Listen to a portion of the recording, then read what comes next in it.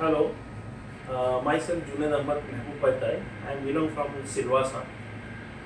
Uh, Basically, અમારી એજ થોડી over થઈ ગઈ હતી. અમે આ જર્ની અરાઉન્ડ સ્ટાર્ટ કરેલી 2020ની આજુબાજુ. મારી બે બેબી છે. એક baby around 21 years, another one is around 16 to 17 years.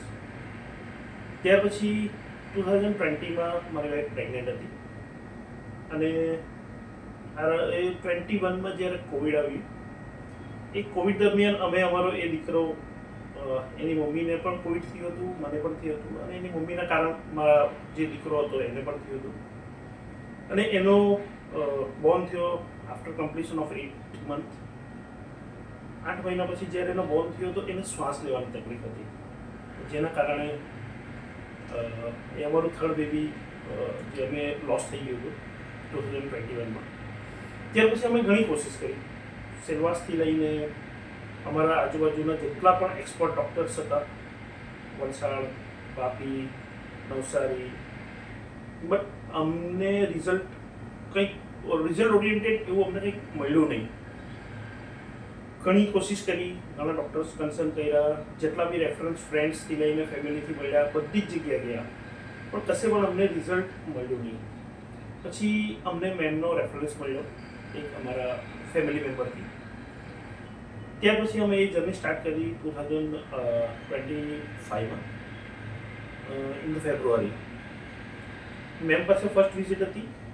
A B hope એટલો નહીં હતો, કારણ કે અમે લાસ્ટ 3 વર્ષથી આ પ્રોસેસ કરતા જ હતા, પણ રેફરન્સ મળ્યો એટલે એમ થયું કે ચલો એકવાર જઈએ.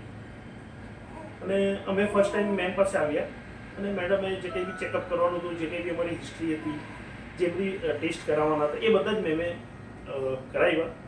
અને ફર્સ્ટ જ્યારે મેમે અમને એક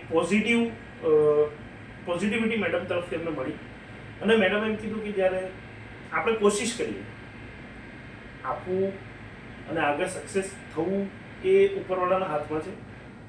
અને છતાં બી મેડમે કીધું કે હું મારી પૂરેપૂરી 100% આપીશ. તમારો જેટલો એઝ અ પેશન્ટ તમે જે કંઈ બી સપોર્ટ કરી શકો તો એમાં આપણે કંઈક ને કંઈક રિઝલ્ટ મળવાની શક્યતા છે. ત્યાર પછી મેમે અમારી પ્રોસેસ ચાલુ કરી અને ધીમે ધીમે જ્યારે મારી વાઈફ ને 3 મહિના પછી જ્યારે પોઝિટિવ થઈ, એ 3 મહિના બી ડિલે થવાનું રીઝન એ હતું કે મારી વાઈફ આફ્ટર કોવિડ એ ડાયાબિટીક પેશન્ટ હતી અને એનું સુગર બી ઘણું હાઈ હતું, રહેતું જ હતું આફ્ટર કોવિડ. પણ મેમે એવી સજેશન આપ્યું અને અહીંયાના સુરતના જે એક ડૉક્ટરનું અમને કોન્ટેક્ટ આપ્યું કે તમે એના પાસે જાઓ અને પહેલાં સુગર કંટ્રોલ કરો. એ 3 મહિના અમારે સુગર કંટ્રોલ કરવાની પ્રોસેસમાં ગયા.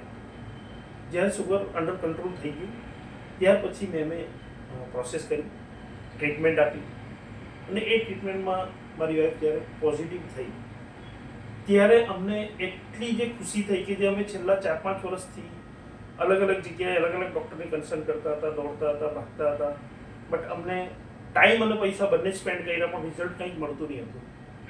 બટ મેડમને ત્યાં આવીને જ્યારે પોઝિટિવ થઈ મારી વાઈફ, ત્યાર પછી મારી વાઈફે એમનો પૂરેપૂરો એફર્ટ લગાવ્યો. મેડમે મોર દેન 100% મેડમે એમનો એફર્ટ આપ્યો અને એ જર્ની અમારી 8 મહિના સુધી ચાલી.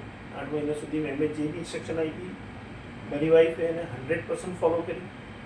અને 8 મહિના પછી જ્યારે અમે અહીંયા બતાવવા માટે આવ્યા હતા ત્યારે અમારી વાઈફનું 4થું સીઝર છે, એટલે મેમ બી કોઈ પણ પ્રકારનું રિસ્ક લેવા નહીં માંગતા હતા. ઇવન અમે પણ કોઈ પણ પ્રકારનું રિસ્ક લેવા માંગતા નહીં હતા.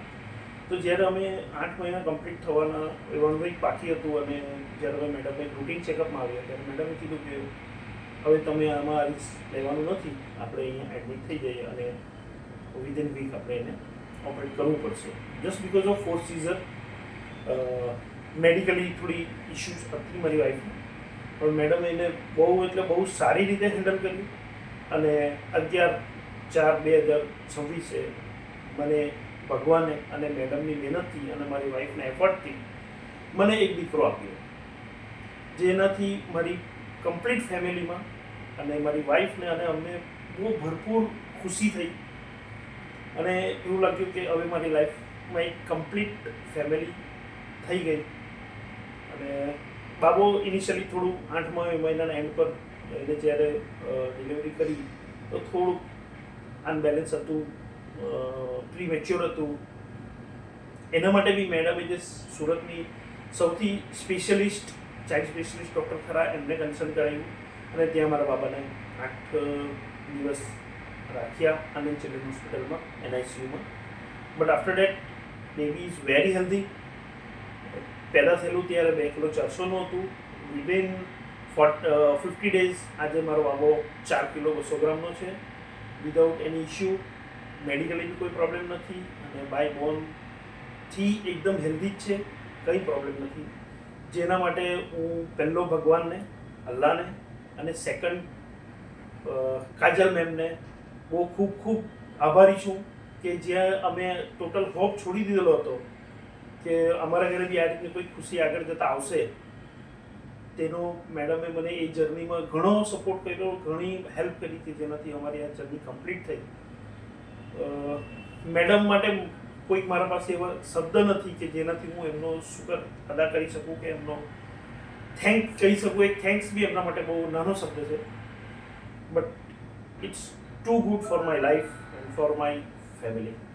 Thank you ma'am.